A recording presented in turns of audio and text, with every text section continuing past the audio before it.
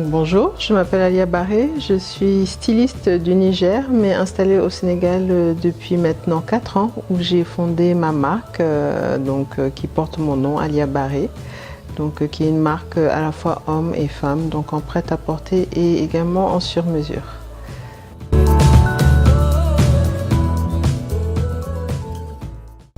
Ma marque de vêtements s'ancre principalement sur la modernité, donc c'est vraiment dédié aux hommes et aux femmes modernes qui aiment voyager, qui ont envie d'avoir une touche d'africanité sans forcément tomber dans les clichés du boubou ou du bazin. J'aime travailler toutes les matières, donc vraiment sans aucune restriction, à la fois le traditionnel, le pain tissé, le coton, mais comme les matières modernes également, telles que le cuir, la dentelle également, qui n'est pas moderne, mais qui est... Enfin, tout ce qui peut mettre en avant le savoir-faire et vraiment ce que j'appelle, moi je fais de la mode fusion. Voilà. J'ai décidé de me lancer dans la mode vraiment très tardivement. J'avais démarré ma carrière en sortie d'école. J'avais fait une école de commerce et j'ai travaillé en banque, donc en gestion de patrimoine pendant plusieurs années.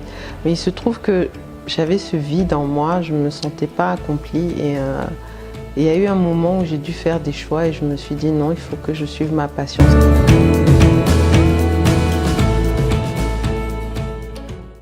Ça, c'est un point sur lequel les gens n'insistent pas souvent parce que les gens, déjà le plus dur c'est se former souvent, même de démarrer parce que souvent dans l'environnement actuel, les gens vous découragent. Donc l'investissement, moi je ne le cache pas, j'ai vraiment été privilégiée par rapport à cela dans la mesure où à l'époque j'étais mariée, donc quand même j'avais pu mettre de l'argent de côté et ma famille m'a aidée.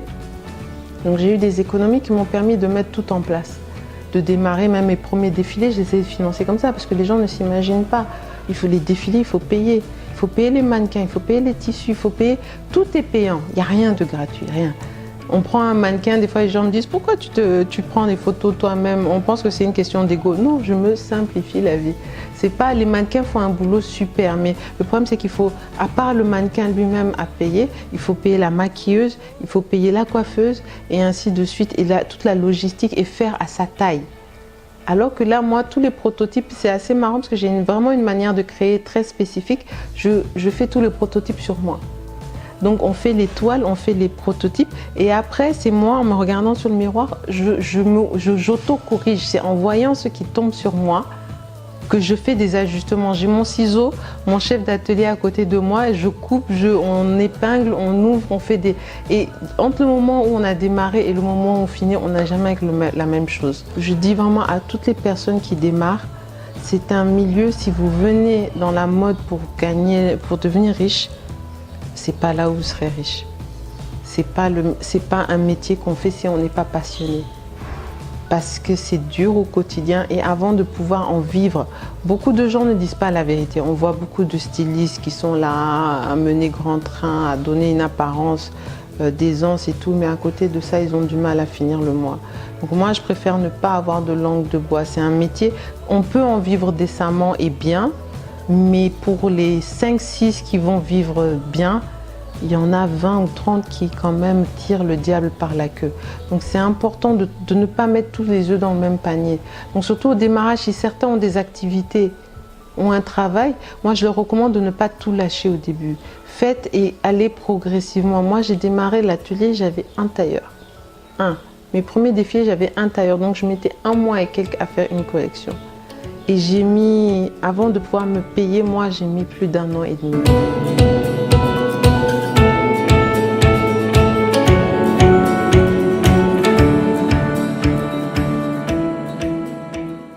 Mes motivations pour faire ce métier, comme je dis, c'est par passion, c'est cette envie de créer. C'est vraiment une forme de magie que d'être d'un tissu en 2 dimensions à plat et arriver à lui donner vie. Quand le vêtement est porté et que tout de suite il s'imprègne de la personne et quand on voit même la personne quand une personne se sent bien dans un vêtement, tout de suite elle se redresse, elle relève la tête et elle sourit. Et qu'il y a quelque chose dans son regard, il y a une étincelle. Moi, à chaque fois qu'il y a un essayage, j'ai mon petit rituel, je place la personne devant le miroir et je me mets derrière pour juste pouvoir saisir ça.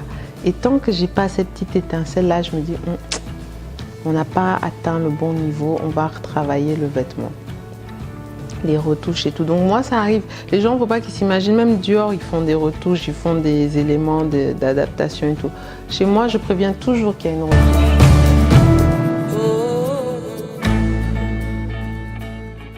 Oh, les challenges, on en a énormément.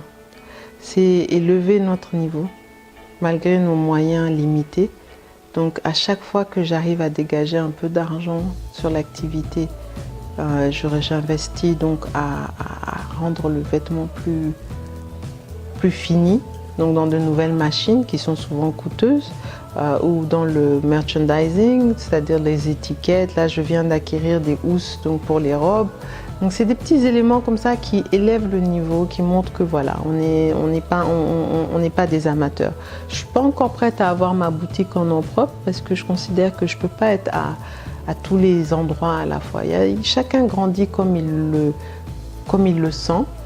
Et je considère que j'aime ce truc, cette notion de maison de couture, vraiment comme à l'ancienne.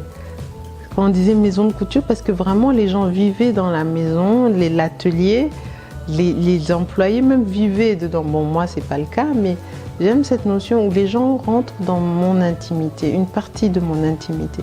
C'est une partie de moi parce que ces vêtements, c'est un prolongement de moi. Donc c'est ça, c'est pouvoir arriver à le faire grandir sans le déshumaniser.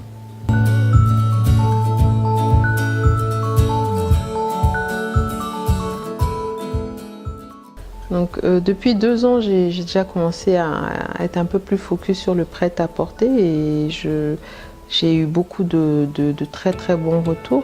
Donc les objectifs déjà à moyen terme, à court moyen terme, c'est être plus présente dans certains autres pays.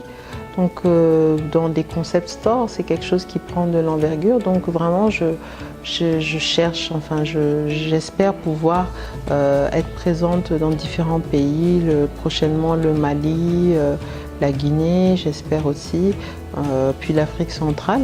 Pourquoi pas l'Afrique du Sud aussi. Le Nigeria est un marché qui m'intéresse beaucoup.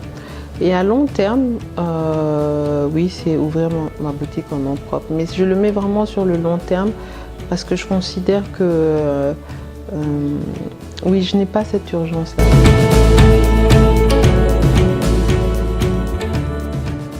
Alors justement, je pense que s'il n'y avait pas les réseaux sociaux, j'aurais ouvert ma boutique bien avant.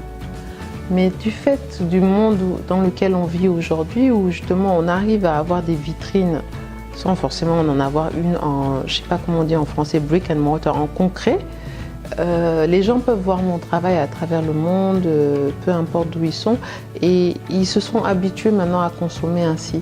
Ce qui fait que ça ne me bloque pas de ne pas avoir, j'ai mon showroom, et j'arrive à parler, à communiquer, à atteindre mes clients par cette manière-là et par les boutiques et les concept stores. Donc pour moi, le digital joue une part importante et je ne lui donne même pas encore assez d'impact que des fois j'ai du mal à... Je suis quand même old school, je suis quand même assez âgée. Donc j'ai du mal. Instagram, je m'y suis mis il y a 2 ans, je crois, Instagram. Et c'est vraiment une copine qui m'a dit, mais il est temps que tu t'y mettes. C'est elle-même qui m'a poussée, qui a créé mon compte. Et donc quand on regarde mes débuts d'Instagram, c'était vraiment... non, et même encore aujourd'hui, je me force. J'ai pas de community manager parce que je veux encore être proche des gens. Je gère encore la majorité des choses moi-même. Mais je sais que le numérique, aujourd'hui, si on ne monte pas dans le wagon, on va rater le train. Hein. Donc, je m'accroche, j'essaye de tenir, je rame.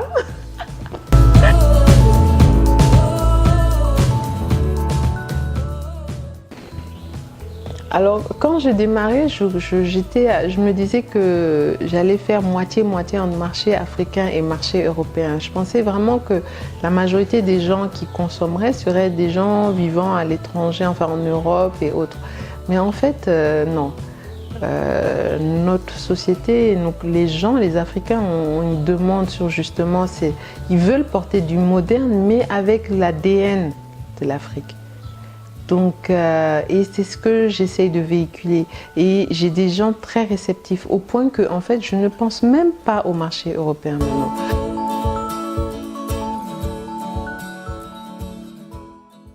Conseil, c'est il faut oser y croire, il faut oser essayer.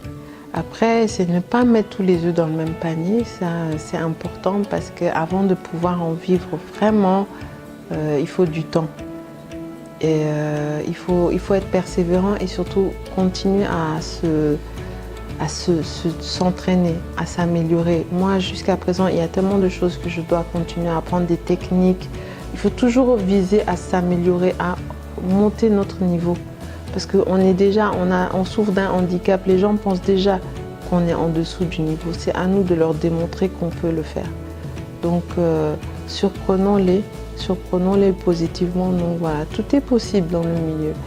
Là, comparé aux pionniers avant, les gens maintenant ont l'œil sur nous, ils nous regardent. Et justement, le problème, c'est qu'ils nous regardent, ils copient, ils s'inspirent. Donc à nous de faire encore mieux, d'avoir une longueur d'avance sur eux.